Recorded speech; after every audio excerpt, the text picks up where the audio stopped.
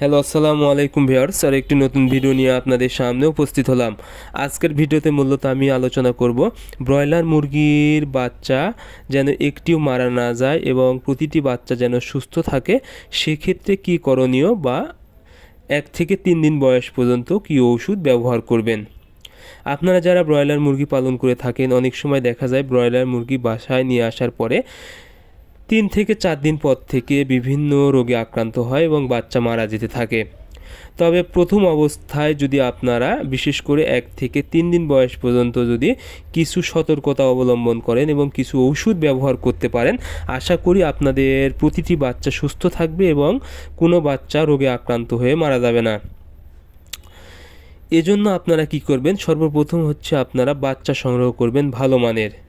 কারণ অনেক সময় কিন্তু দুর্বল বাচ্চা বিভিন্নভাবে বিক্রি হয়। এই বাচ্চাগুলো যদি আপনারা সংগ্রহ করেন তাহলে কিন্তু বাচ্চা বাসায় নিয়ে আসার পর এমনিতেই মারা যেতে পারে।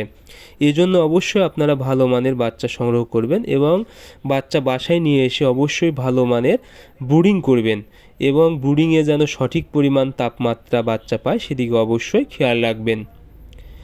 এরপরে কি করবেন, আপনারা বাচ্চা বাসায় নিয়ে এসে সর্বপ্রথম যে পানিটা দিবেন বাচ্চাকে, সেই পানিতে অবশ্যই আপনারা হচ্ছে ইমিউনিটি বুস্টার অর্থাৎ লাইসোভিট ব্যবহার করবেন। লাইসোভিটের কাজ হলো মুরগির বাচ্চার রোগ প্রতিরোধ ক্ষমতা বৃদ্ধি করবে এবং যদি বাচ্চা দুর্বল থাকে তাহলে খুব দ্রুত সবল করবে। এতে বাচ্চা আর মারা যাবে না বা কোনো রোগে আক্রান্ত হবে না। এরপরে আপনারা হচ্ছে যে ওষুধটা দিবেন সেটা হলো নাভি কাঁচা রোগ যেন না হয়।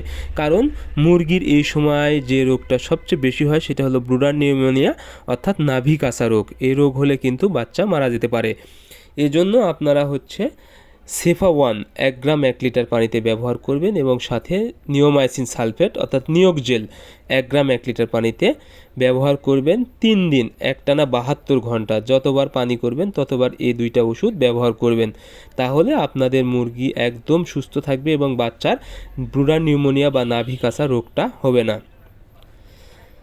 সো আপনারা অবশ্যই যখন বাচ্চা বাসায় নিয়ে আসবেন, এই যেই পদ্ধতি বা যে ওষুধগুলো আমি বললাম এভাবে যদি আপনারা বাচ্চা পালন করতে পারেন, আশা করি আপনাদের বাচ্চার ব্রুডার নিউমোনিয়া রোগ হবে না এবং বাচ্চা সুস্থ থাকবে এবং পরবর্তীতে বাচ্চার গ্রোথ ভালো আসবে এবং খুব দ্রুত কিন্তু ওজন চলে আসবে।